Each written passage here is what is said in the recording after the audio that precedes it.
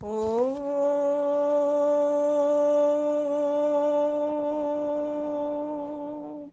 मधुवातारितायते मधुक्षरन्ति सिन्धवः माध्वीर्न सन्तोषधी माध्वीर्न सन्तोषधी। ॐ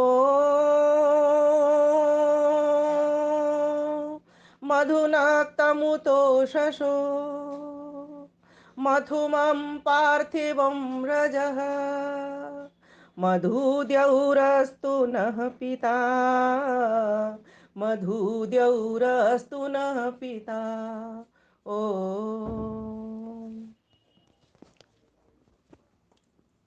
केंद्रीय आर्यवक परिषद के तत्वाधान में 348वां राष्ट्रीय वेबिनार आयोजित।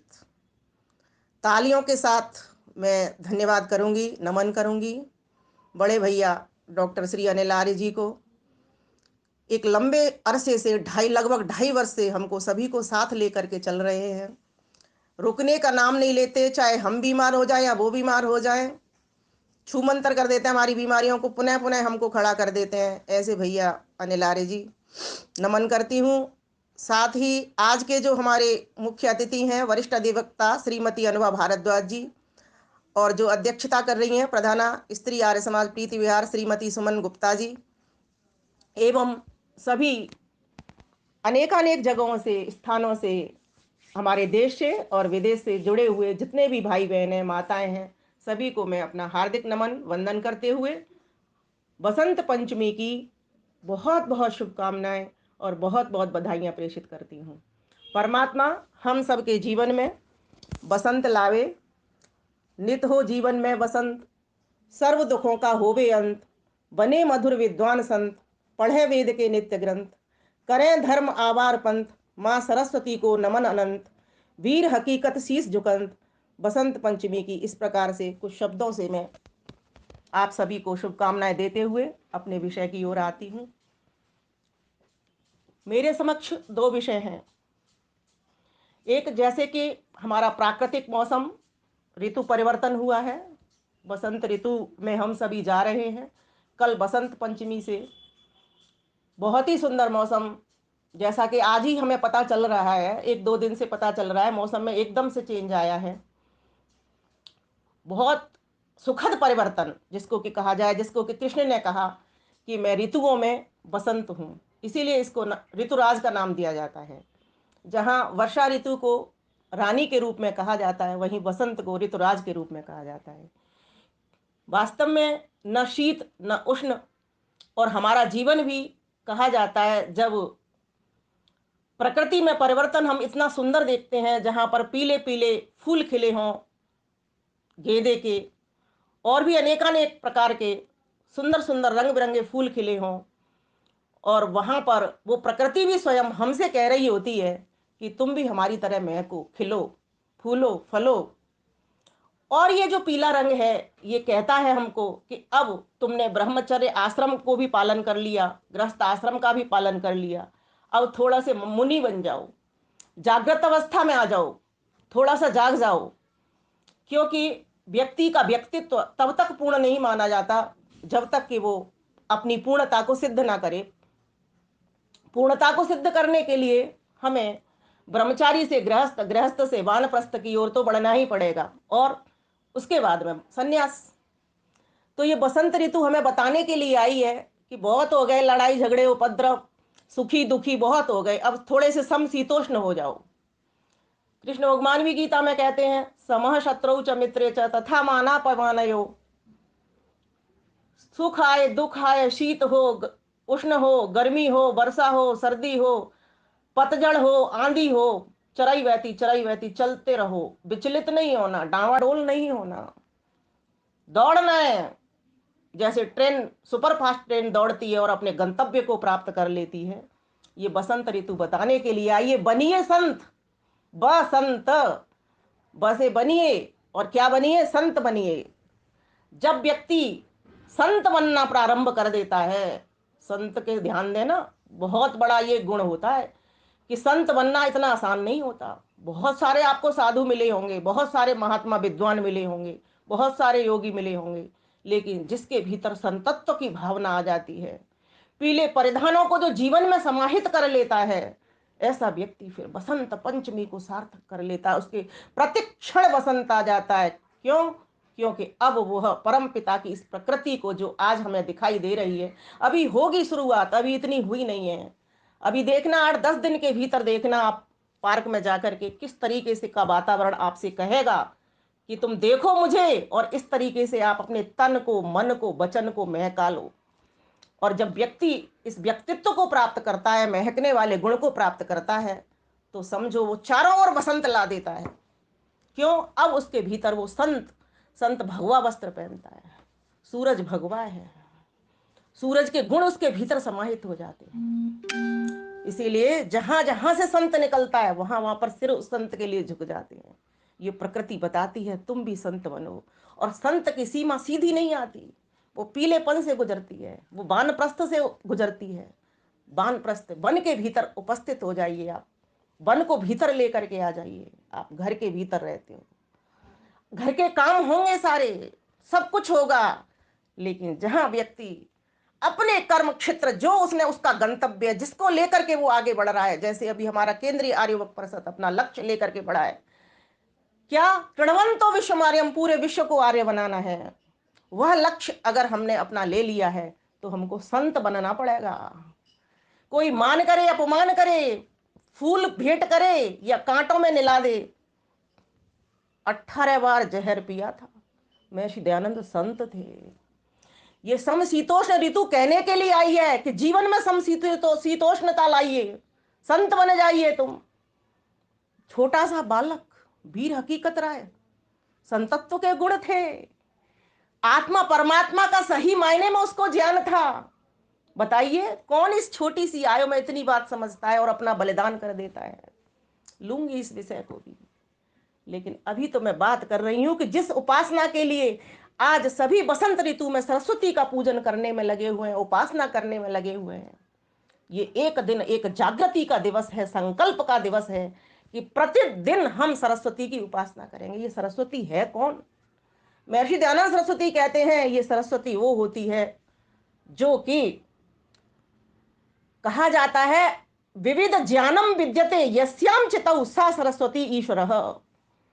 जिसके ज्ञान के भीतर सभी पदार्थों का, अर्थात जिसकी चेतना के भीतर सभी प्रकार का, विविध प्रकार का ज्ञान विज्ञान उपस्थित है, उस परम पिता परमेश्वर का नाम क्या है? सरस्वती है।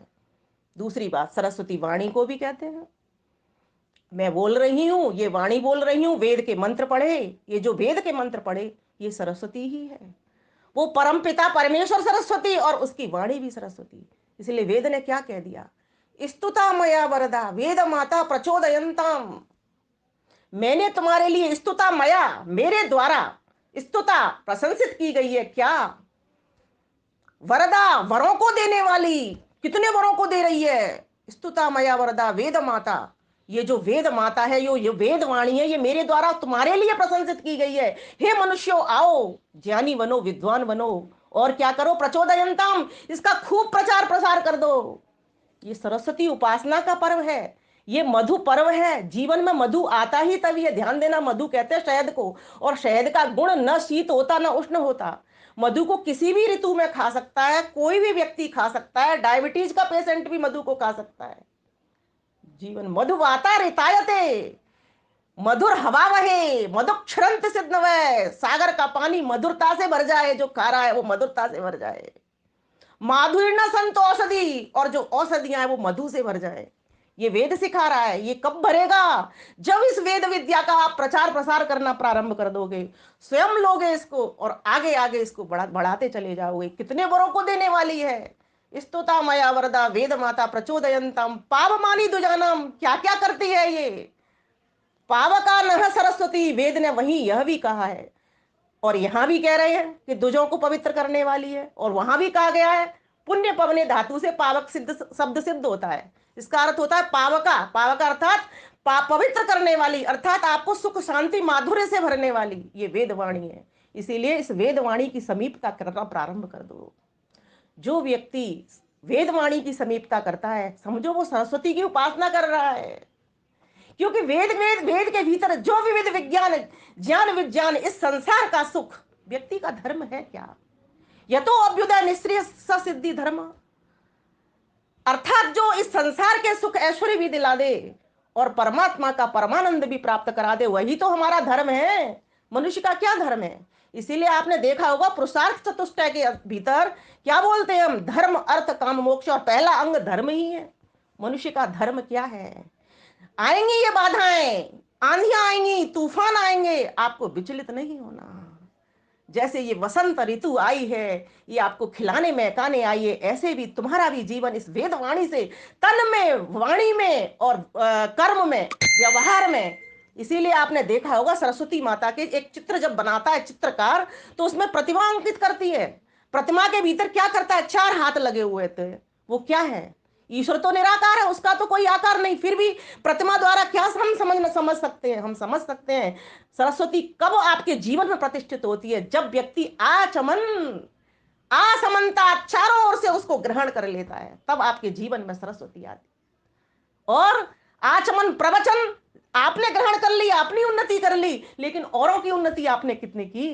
प्रवचन, ठीक बात, बिल्कुल, आप पढ़ते भी हो, रोज पढ़ाते भी हो, आचमन हो गया, प्रवचन हो गया, लेकिन यहीं तक बात नहीं रुकती।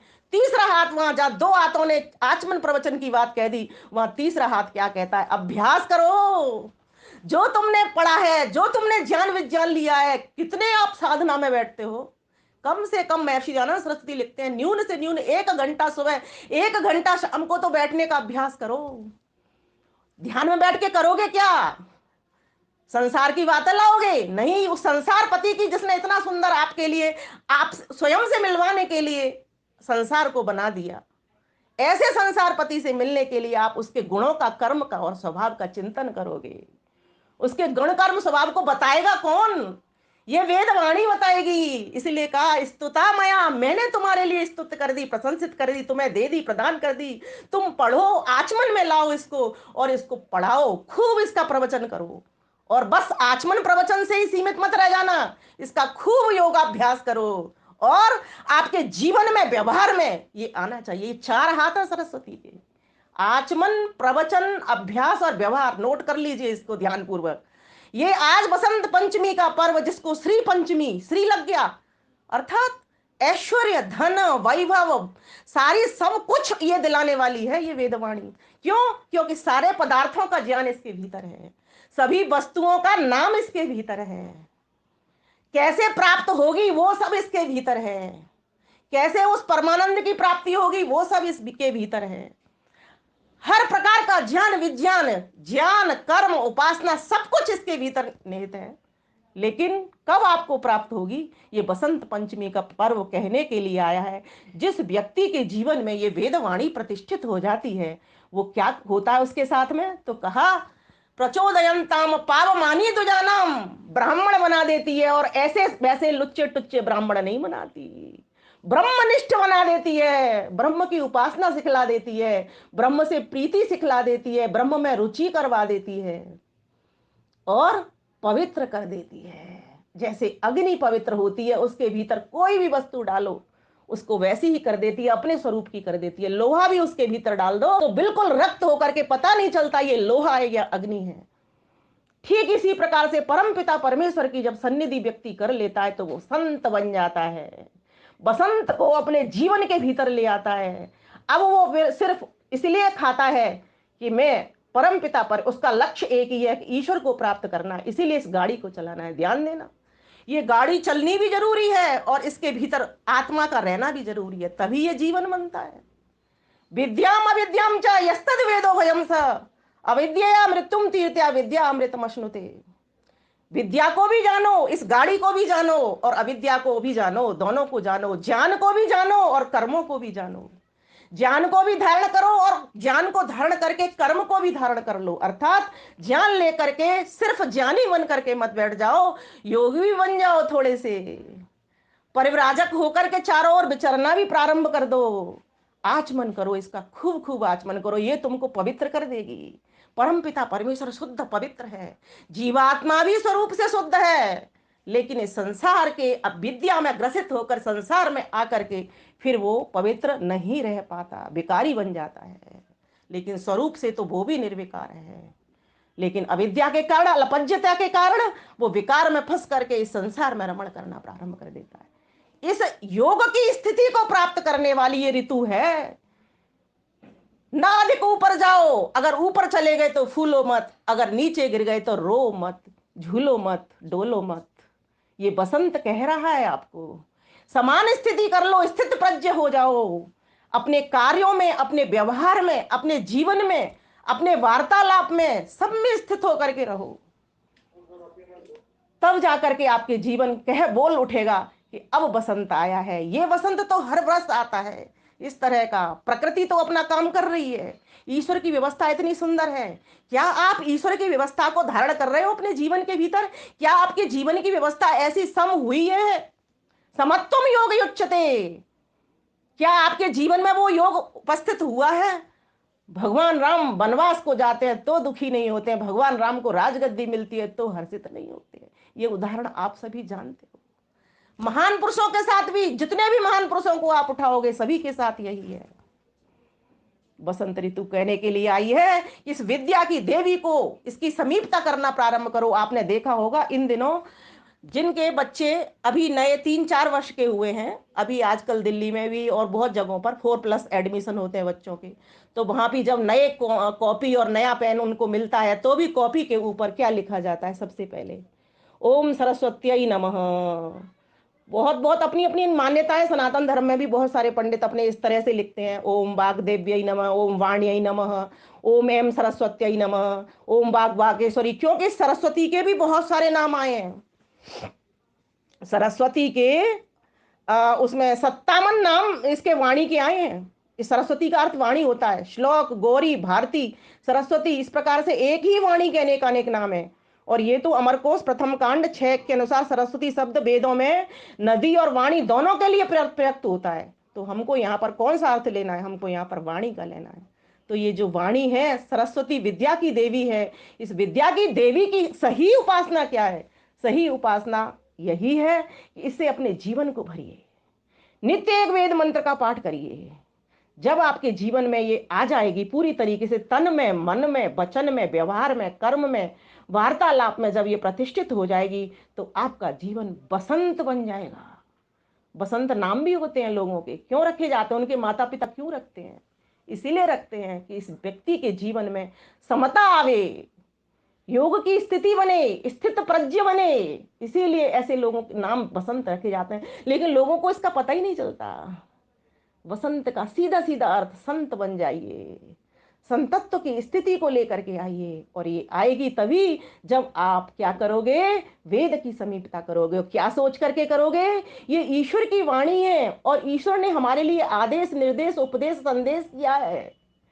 पढ़ो, पढ़ाओ, जीवन को बनाओ, औरों को बांटो, महको, महकाओ, खिलो, खिलाओ। मैंने पूरी प्रकृति तुम्हारे लिए इसीलिए खिलाने के लिए बनाई है, इसे सीख लो। वो तो जड़ होकर के खिल रही है, महक रही है। तुम चेतन आत्मा इसको देख करके भी न खिल सके तो तुम्हारे जीवन में मात्र सिर्फ एक दिन का वसंत होकर के रह जाएगा। ये बसंत पंचमी, मधु पंचमी, माधव पंचमी, श्री पंचमी, कितने नामों से। और कई कई लोग तो इसको अब आजकल तो इतनी विकृतियां हर जगह पर आ गई है, मदनोत्सव करके भी इसको मनाने लग गए हैं। माना कि कवि सम्मेलन हो, क्योंकि ये बसंत पंचमी एक ऐसी ऋतु है, इसमें व्यक्ति को अब आलस नहीं रहा। सूखे पत्ते झड़ गए, नव यौवन जैसे किसी के भीतर आता है तो बहुत कुछ काम करने का उसको मन करता है। कवियों की कलम लिखती है, विद्वान लेखक अपनी लेखनी को चलाते हैं, विद्वान उपदेश करते हैं, योगी महात्मा जन लोगों को प्रेरणा करते हैं कि तुम भी योगाभ्यास करिए। तो ये बसंत पंचमी हमको बताने के लिए आई है, कुछ सृजन कार्य करना प्रारंभ कर दो। आप जिस आश्रम में हो, जिस वर्ण व्यवस्था अर्थात जिस योग्यता आपके भीतर रहती है, जो योग्यता आपके भीतर है, उस योग्यता को समझ करके अपना सृजन कार्य, निर्माण कार्य प्रारंभ कर दो। ये ईश्वर कह रहा है। क्या कह रहा है? स्तुता मया वरदा वेद माता प्रचोदयंताम पावमानी दुजानाम। मैं तुमको दुज बना दूंगा, पवित्र कर दूंगा। पावमानी दुजानाम, आयु प्राणम प्रजाम पशुम कीर्तिम द्रविड़म ब्रह्म वर्चसम। लंबी आयु दूंगा। ध्यान देना, जो व्यक्ति वेद की समीपता करता है उसको लंबी आयु प्राप्त होती है, बहुत जीवन जीता। क्यों? अब उसको पता गया है, आ गया है कि कितना मुझे भोजन करना, कितना मुझे पानी पीना, कब मुझे भोजन करना, कब मुझे पानी पीना, कब मुझे शयन करना, कब मुझे जागना। युक्ताहार विहारस्य युक्त चेष्टस्य कर्मसु। गीता में तो कृष्ण भगवान स्वयं कहते हैं, जिस व्यक्ति का युक्त आहार विहार है, युक्त कर्मों में चेष्टा करता है, योगो भवति दुःखः, उसके समस्त दुख छूट जाते हैं उसके जीवन में। क्यों? क्योंकि बसंत आ चुका होता है। थोड़ा सा समय अपने लिए निकालिए, मुनि बनिए। ये पीत रंग मुनियों का होता है, वानप्रस्थियों का होता है। थोड़े से मुनि बनने का प्रयास कीजिए। ये मुझे जीवन क्यों मिला, मैं क्यों इस संसार में आया, क्या मैंने अब तक कोई देश समाज के लिए काम किया, क्या मेरे भीतर वो योग्यता है, क्या मैं अपनी योग्यता को विकसित कर सकता हूं, क्या मैं अपनी उन्नति करके औरों की उन्नति करवा सकता हूं। ऐसे प्रश्न उठाइए, थोड़ा सा मनन करिए। लेकिन व्यक्ति जब सारा दिन बोलेगा, सारा दिन बकबक करेगा, तो ऊर्जा उसकी कहाँ जाएगी? इस वाणी से निकल जाएगी। और इस वाणी को सशक्त बनाने के लिए, स्पष्ट बनाने के लिए, पवित्र बनाने के लिए, शुद्ध बनाने के लिए थोड़े से मौन स्वभाव को लाइए। हम जिस आयु वर्ग के लोग यहाँ पर बैठे हैं सभी 50 से ऊपर के हैं, कोई 50 से छोटा नहीं है। जब हम 50 से ऊपर के हैं तो बिल्कुल वानप्रस्थी जीवन के भीतर ही हैं हम। 50 से 75 का जो 25 वर्ष का जो काल होता है वह बसंत लाने के लिए होता है, गेंदा बनने के लिए होता है। गेंदे को आपने देखा होगा, वो गेंदा कैसे कहलाता है कि उसके भीतर बहुत सारी पत्तियां, छोटी छोटी पत्तियां, छोटी छोटी, सबको संग्रहित कर लेता है। हर प्रकार के समाज को संग्रहित करने की कला, कुशलता, हुनर आ जाता है उस वानप्रस्थी के भीतर। अपने अनुभवों से समाज को जोड़ने का प्रयास करता है, तोड़ने का नहीं। ऊंची नीची जाति सब भेदभाव को मिटा देता है वो। क्यों? क्योंकि अब उसने आगे चल करके 75 के बाद में फिर अपने आश्रम को और सुंदर बना करके चारों ओर वितरण करना है।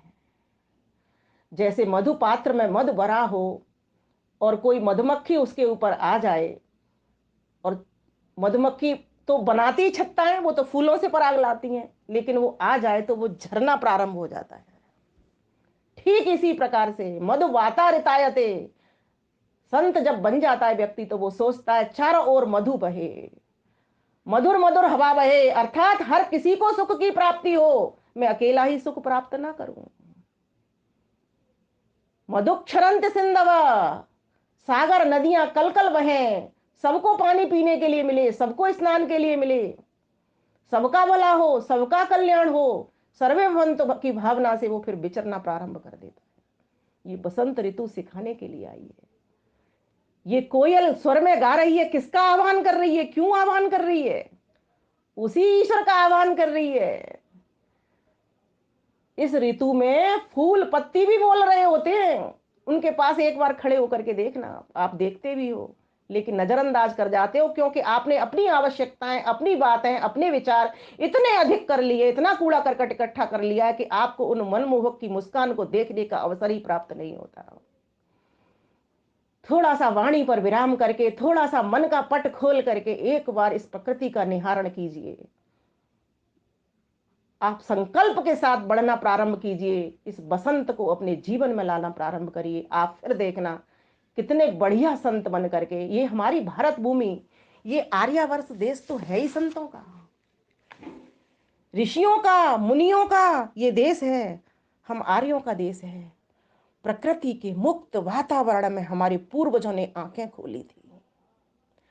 प्रकृति के साथ हमारा अनादिकाल से तादात्म्य रहा है। प्रकृति से हमने भोग्य सामग्री प्राप्त की और उसके स्नेह अंक में खेलते खेलते उसकी भिन्न भिन्न चेष्टाओं से शिक्षण भी उपलब्ध किया। कल मैं एक लेख लिख रही थी, विकसित पुष्पों से क्या हम अपने व्यवहार में कोमलता, स्वभाव में सरसता और चित्त में प्रफुल्लता का ग्रहण नहीं कर सकते? क्या पुष्पों के सौरभ दान से हमें भी दान की प्रेरणा नहीं मिलती? क्या अपने परिधान को, रम्य और परिवेश को सुरुचिपूर्ण बनाने की नसीहत नहीं मिलती। पुष्प उद्यान की शोभा है, हम भी स्वयं सद्गुणों का विकास करके विश्व की, राष्ट्र की, समाज की शोभा बन के परिवार की शोभा और श्रृंगार क्यों नहीं बन जाते। हमारे चेहरे निस्तेज हैं तो हम ब्रह्मचर्य का पालन करें, तनावग्रस्त ना रहें, आहार विहार उचित रखें, जिससे पुष्प जैसी मनोरम्यता, सहजता और सरलता हमारे मुख पर मुखरित हो जाए। आयुर्वेद के अनुसार वनस्पतियों में जीवन रस का भी ऊर्ध्वगामी संचार होता है। जैसा कि आप सभी जानते हैं, मनुष्य प्राणियों में तो नवीन रक्त की उत्पत्ति होती है, इससे नवीन उमंग उल्लास हृदय में अनुभूत होता है। पित्त की वृद्धि से जो रक्त विकार और त्वचा की बीमारियां हो जाती हैं, सुरुचिवर्धक भोजन और रोग होने पर रक्त शोधक हमको औषधियों का भी प्रयोग करते रहना चाहिए। इस ऋतु का वर्णन, जैसा कि अभी मैं वेद मंत्र बोल रही थी, संस्कृत साहित्य, आधुनिक भाषा साहित्य में भी बहुत सर्वत्र पाया जाता है। और वेद में तो इसको मधु कहा ही गया है, मधुवाता रितायते मधुनक्त मुतोससो, दिन और रातों में मधुरता बहती रहे, चारों तरफ इसका वर्णन मिलता है। एक आपको बात बताते हूँ, एक सरस्वती सूक्त है, ऋग्वेद और यजुर्वेद के मंत्रों को मिला करके वो पूरा सूक्त है। मैं चाह रही हूं उसका भी ऑडियो आपको दूं पूरा की पूरा भर करके।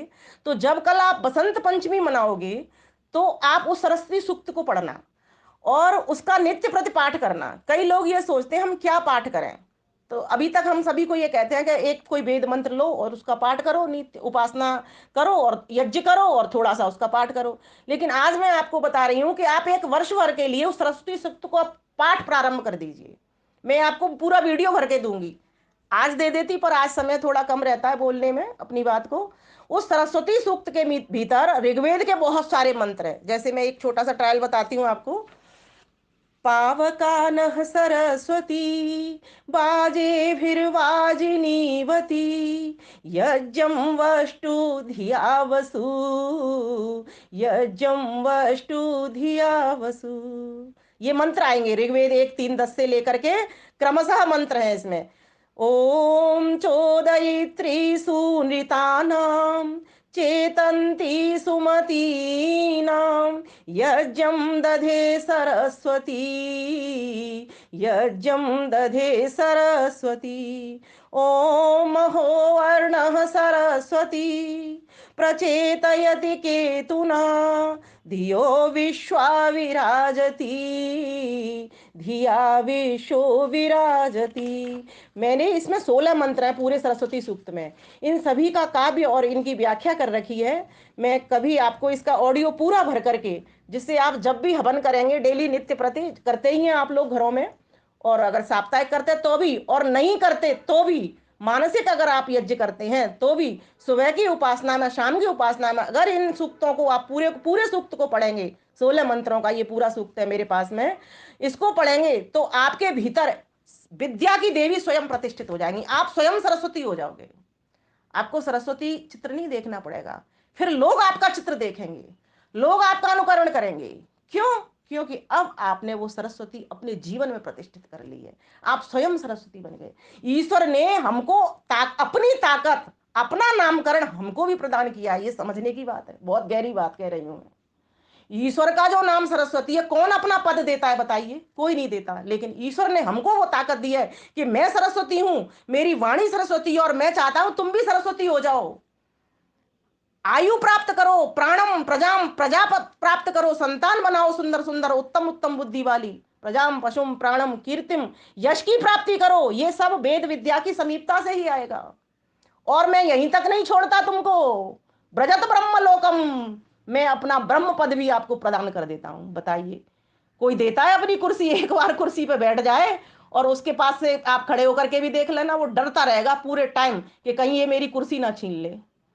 लेकिन ईश्वर ऐसा जीवन में प्रतिक्षण बसंत लाने वाला, हमको संतत्व प्रदान करने वाला, हमको संत बनाने वाला, और यहीं तक नहीं छोड़ देता, स्वयं सरस्वती का नामकरण करवाने वाला वो परम पिता परमेश्वर हम सभी के जीवन में प्रतिष्ठित हो जाए, हम सभी के जीवन में मधुरता लेकर के आए, हम सभी के जीवन को श्री से भर दे, ऐश्वर्य से भर दे। वो ईश्वर ऐश्वर्य का प्रदाता है, ईश्वर ऐश्वर्य से भरने वाला है। तो इस प्रकार से हम सभी इस बसंत ऋतु की प्रकृति को निहार करके अपने जीवन को, अर्थात अपने जीवन की प्रकृति को अपनी वैदिक संस्कृति से भर करके, उत्तम मतिमती होकर के, देखो सरस्वती, सरस, जब तक व्यक्ति का जीवन सरस नहीं होता ना, तब तक वो सरस्वती नहीं होता। हमारा जीवन जैसे ही सरस होगा, सरल होगा, सहज होगा, वैसे वैसे हम सरस्वती बनते चले जाएंगे। अब आकलन आपने करना है कि आपने सरस्वती का कितना वर्ण किया है। 1%, 2%, 10%, 20%, 30%। जैसे जैसे आपके भीतर से मधु चूने शुरू हो जाए, समझ लेना आप सरस्वती बन गए। और जितना अधिक मधु चूने लग जाए, उतने आप सरस्वती बन गए। तो इस प्रकार से हमें इस बसंत ऋतु को देखना चाहिए, क्योंकि आगे नहीं कहूंगी, अब मेरे पास दूसरा विषय है वीर हकीकत राय का। क्योंकि इन दिनों बसंत पंचमी का दिन हम बलिदान दिवस के रूप में भी मनाते हैं। वीर हकीकत राय का जन्म 1719 में हुआ। 1719 में हुआ सियालकोट में, स्थान वर्तमान में लाहौर पाकिस्तान। और 1734 में उनका बलिदान हुआ, 1719 में जन्म हुआ। उनकी माता कैरो देवी थी और उनके पिता भाई भागमल खत्री थे, आप सभी परिचित हैं। छोटी आयु में ही, उन दिनों मुगलों का शासन था, छोटी आयु में भी बेटियों को सुरक्षित करने की दृष्टि से बाल विवाह हो जाया करते थे। बेटियों की सुरक्षित करने की दृष्टि क्या, ये जितने भी बाल विवाह हुए या सती प्रथा आई, ये मुगलों के कारण ही आई, इसकी जिम्मेवारी मुगलों की ही थी। मोहम्मद शाह का शासन था। और मोहम्मद शाह कौन था रंगीला? मोहम्मद शाह रंगीला वो था बहादुर शाह जफर का पोता। ये पूरी मुसलमानों की हिस्ट्री है। बाबर, हुमायूं, अकबर, शाहजहां, औरंगजेब, जहांगीर और ये बहादुर शाह जफर, ये बिल्कुल समझो मुगलों का अंतिम काल था, जाने वाला काल था। इस काल में क्या हुआ कि वीर हकीकत राय का जन्म हुआ अंतिम काल में, जब मोहम्मद शाह का शासन था। तो क्या था, उन दिनों सब सरकारी काम फारसी भाषा में हुआ करते थे। आपको पता ही है इस बात की कि कितना उर्दू और फारसी और अरबी को बोला जाता था। और सरकारी काम भी, ये समझने की बात है, फारसी में हुआ करते थे।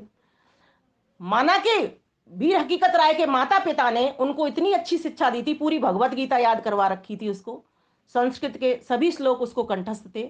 ऐसा हमको ये भारतीय एक पुस्तक है, भारतीय प्रकाशन से निकली हुई, इसमें पूरी कहानी दी हुई है। इसकी 2 रुपए की पुस्तक है।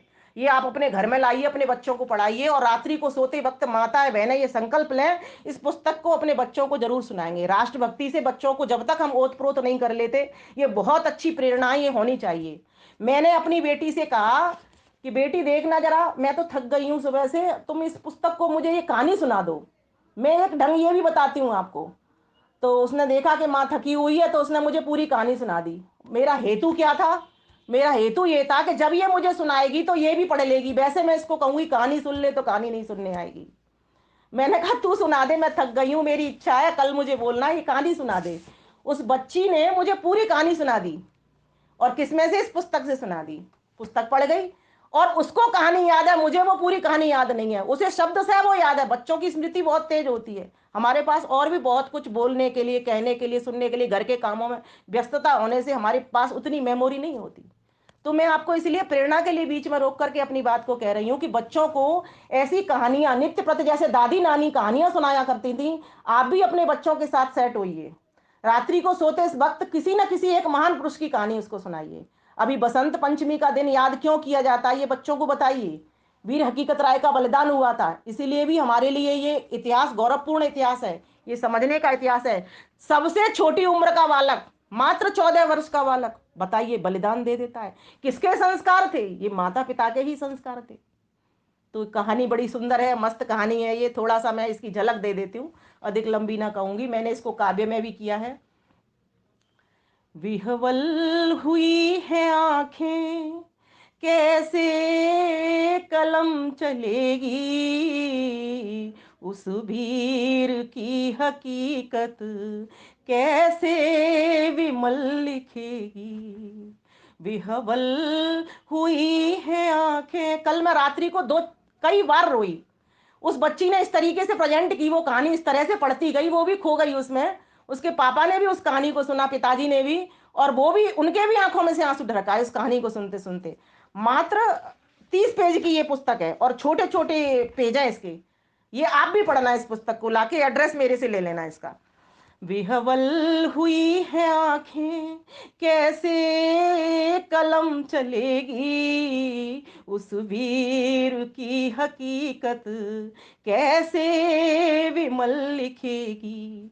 छोटी सी उसकी आयु, कोई वर्ष 14 होगी, जिस माँ ने उसको जन्मा पत्थर की छाती होगी। शत नमन ऐसी माँ को, शत नमन ऐसी माँ को, इतिहास जो गढ़ेगी, उस वीर की हकीकत कैसे विमल कहेगी।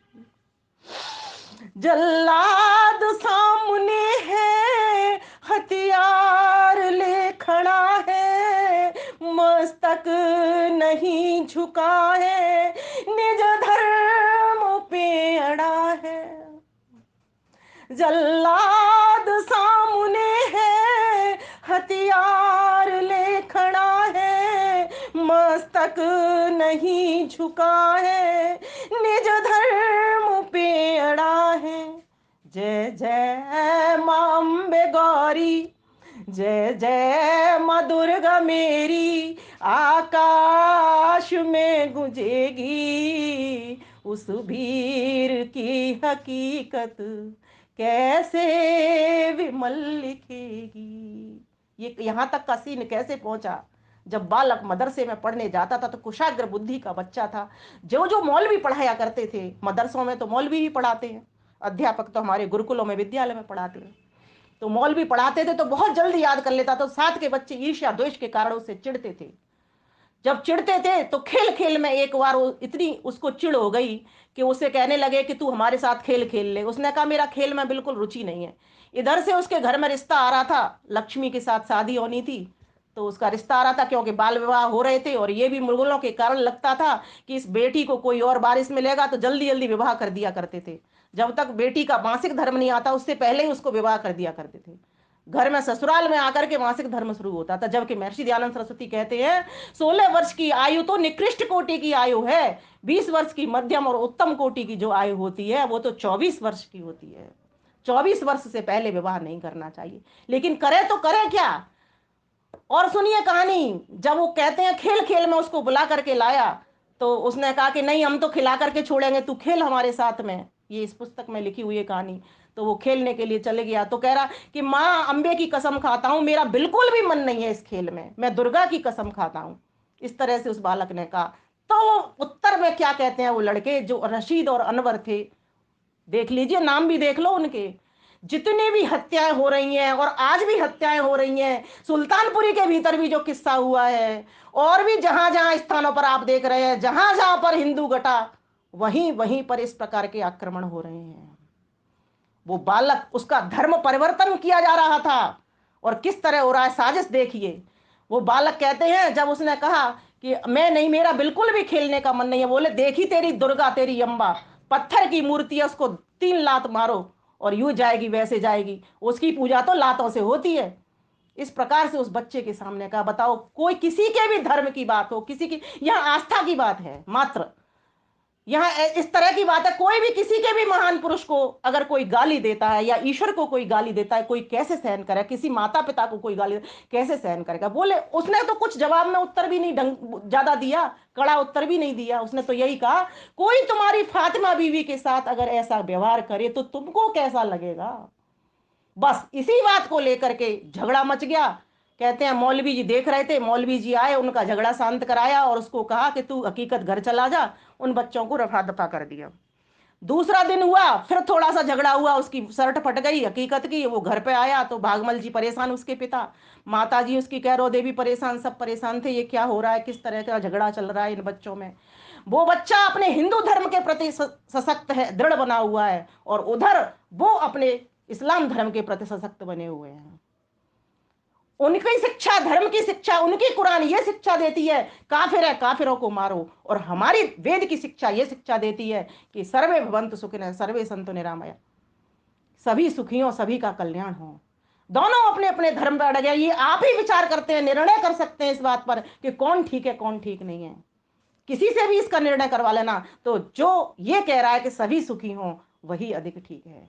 तो कहते हैं लड़ाई का इतना ज्यादा बढ़ गया वो कि काजी के पास पहुंच गया। काजी कहते हैं जज को, न्यायाधीश को।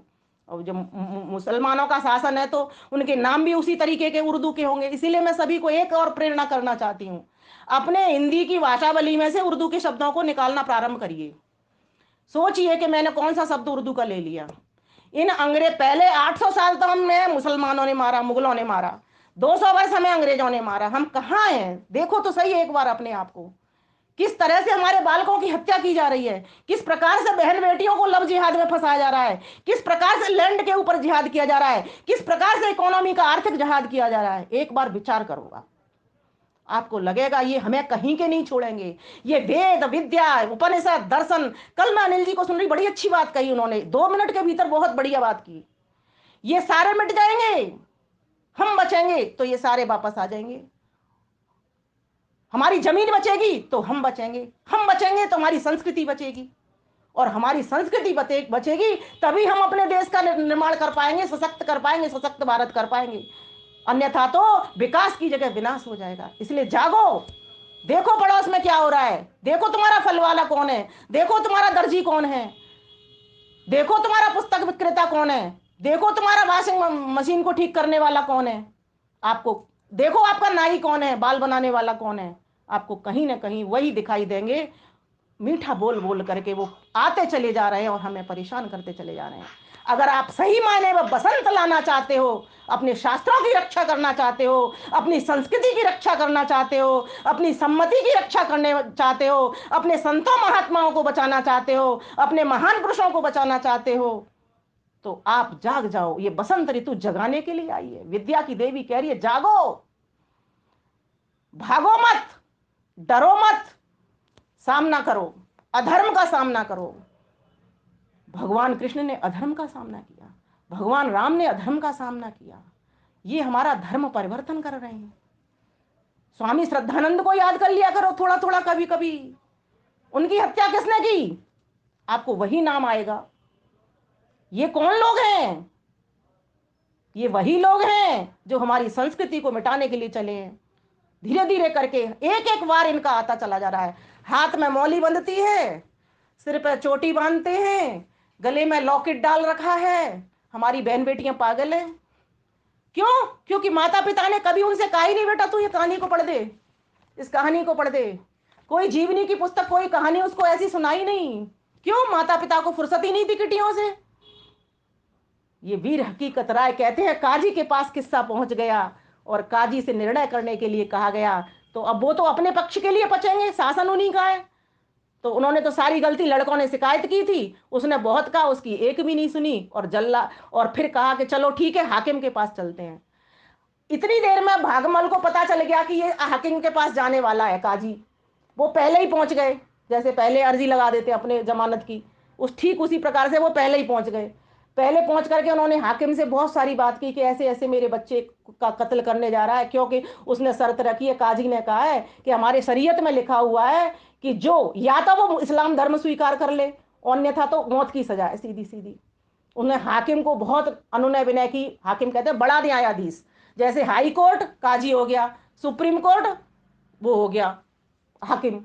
तो हाकिम से खूब उन्होंने खूब अनुहार विहार लगाई और कहा कि ऐसे ऐसे मेरे बेटे को बचा लो। और बच्चे से भी कहा कि तू इस्लाम स्वीकार कर ले, तेरे संग मैं भी कर लेता हूं। क्यों कहा? ध्यान देना, ऐसा नहीं है कि वो माता पिता उसके संस्कृति से समृद्ध नहीं थे।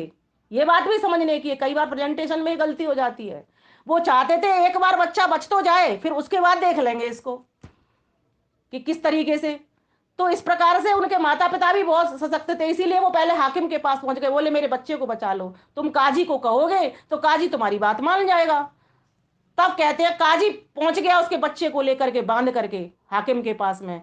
दोनों का आमना सामना होता है, पिता पुत्र से लिपट जाता है, दोनों आपस में लिपट जाते हैं। इस कहानी ने तो सच में रुला दिया। इसमें लिखा है कि जब वो किसी भी तरीके से मारने के लिए जल्लाद को बुलाया जा रहा है, तो फिर उससे पूछा जा रहा है कि तू कैसे आया, किस तरीके से तूने ऐसे क्यों उसको गाली दी फातिमा बीबी को। ये फतवा जारी कर देते हैं इनके लिए कोई एक शब्द भी निकाल दे, और ये हमारे महान पुरुषों को कितना भी बदनाम करे, हमारी चप्पलों पर हमारे हनुमान जी के और इनके सबके नाम, हमारे महान पुरुषों की चित्र बना डाले इन लोगों ने। आपको सारी हिस्ट्री पता है, सभी लोग यहाँ पर प्रबुद्ध बैठे हुए हैं, लेकिन ऐसी प्रबुद्धता से मैं करूंगी क्या, ऐसे ज्ञान से मैं करूंगी क्या, जब तक मैं स्वयं जाग करके अपने देश को बचा न सकी, अपने परिवार को बचा न सकी, अपने समाज राष्ट्र की रक्षा न कर सकी। तो कहता है तुम्हारी तुम्हारी बकबक की ओर ध्यान न देकर हम तुम्हें आखिरी मौका देते हैं, इस्लाम कबूल कर लो और मजे से जिंदगी बसर करो। हकीकत ने उत्तर दिया, अपने धर्म को त्याग कर पाई गई जिंदगी से मौत 1000 गुना श्रेष्ठ है। मैं अपने प्राण दे दूंगा परंतु अन्याय के सामने नहीं झुकूंगा, नहीं दबूंगा, नहीं डरूंगा। एक कवि ने बड़ा सुंदर लिखा है, डराता मौत से है क्या, डराता मौत से है क्या, अमर है आत्मा मेरी, नहीं कुछ कारगर होने की, इस पर तेग ये तेरी, इस पर तलवार ये तेरी। धर्म पर मर मिटूंगा मैं, धर्म पर मर मिटूंगा मैं, धर्म ही मुझको प्यारा है, यही हमदर्द है मेरा, यही मेरा सहारा है। मृत्यु की भीत से अपने स्वधर्म को नहीं बदलूंगा, स्वधर्म को नहीं बदलूंगा, मरूंगा जान दे दूंगा, धर्म से मुख न मोड़ूंगा, धर्म से मुख न मोड़ूंगा।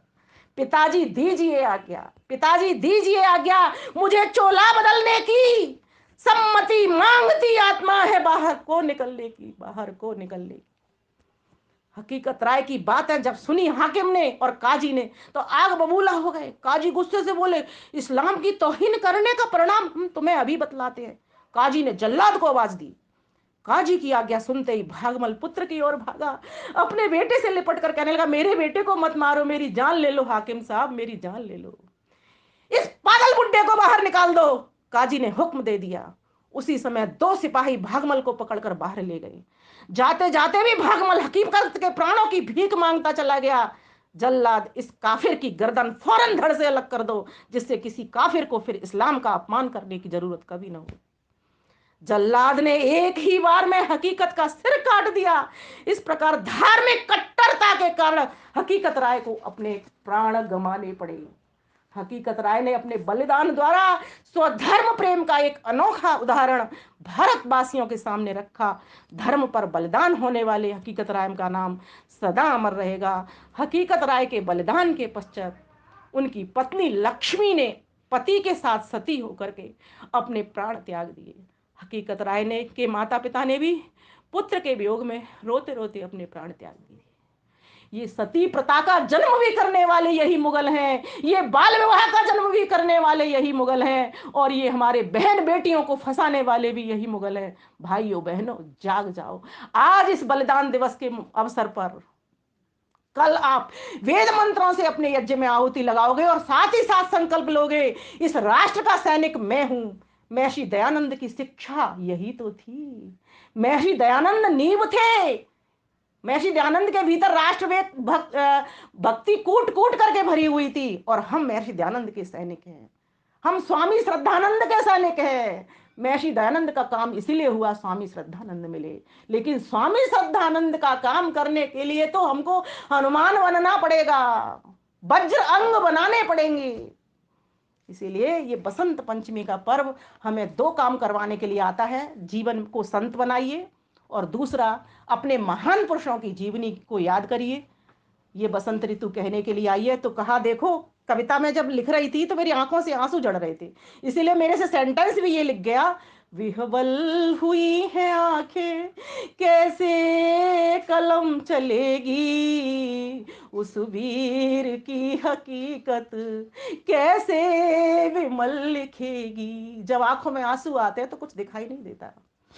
जल्लाद सामने है, हथियार ले खड़ा है, मस्तक नहीं झुका है, निज धर्म पे अड़ा है। जय जय मां अम्बे गौरी आकाश में गुजेगी, उस वीर की हकीकत कैसे विमल लिखेगी। कट कर गिरी है गर्दन, वो गिर हंस रहा है, कट कर गिरी है गर्दन, वो वीर हंस रहा है। जागो हिंदू आर्यो, निर्देश देश लिख रहा है। अब भी न तुम जगे तो, अब भी न तुम जगे तो निशानी भी ना रहेगी। उस वीर की हकीकत कैसे विमल लिखेगी। कट रही है आज गौएं, गाली भी थम न रही है। ये गैंग गैंग टुकड़े माँ को धमक रही है। नारे भी राष्ट्ररोधी आंधी ये कब थमेगी। उस वीर की हकीकत कैसे विमल लिखेगी। यदि भाई हो तुम मेरे इस्लाम को समझ लो। माँ भारती के वंशज सब एक हो के रह लो। संभलोगे समय रहते, संभलोगे समय रहते, प्रतिक्षण बसंत रहेगी। उस वीर की हकीकत कैसे विमल लिखेगी, कैसे विमल लिखेगी। सरस्वती का वंदन, भक्ति उत्सव, वीरों का बलिदान, शक्ति शौर्य का उत्सव, कवियों, लेखकों, चिंतकों, मनीषियों की कलाओं को, प्रतिभाओं को करने का प्रदर्शन का ये कल दिवस आ रहा है। सभी पीले रंग का मधुर भोजन बनाएं, ईश्वर से मधुर प्रार्थना करें, उसी की वाणी में प्रार्थना करें, शक्ति मांगें, बुद्धि मांगें कि प्रभु मैं अपने परिवार की, समाज की, राष्ट्र की रक्षा करना चाहता हूँ। इसके लिए मुझे शक्ति दीजिए, बुद्धि दीजिए प्रभु, बल दीजिए, अपना आनंद दीजिए। मुझे नहीं चाहिए अधिक धन दौलत, मुझे जीने के लिए 2 वस्त्र काफ़ी हैं, मुझे खाने के लिए 2 रोटी काफ़ी हैं प्रभु।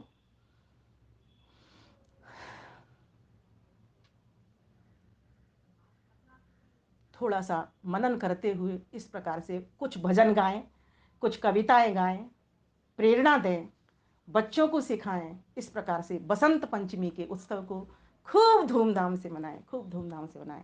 इन्हीं शब्दों के साथ मैं अपनी वाणी को विराम देती हूँ। अनिल भैया को साधुवाद देती हूँ। बहुत ही सुंदर कार्यक्रम आप करते हैं। हम सभी को भी ये कार्यक्रम प्रेरणा देता है।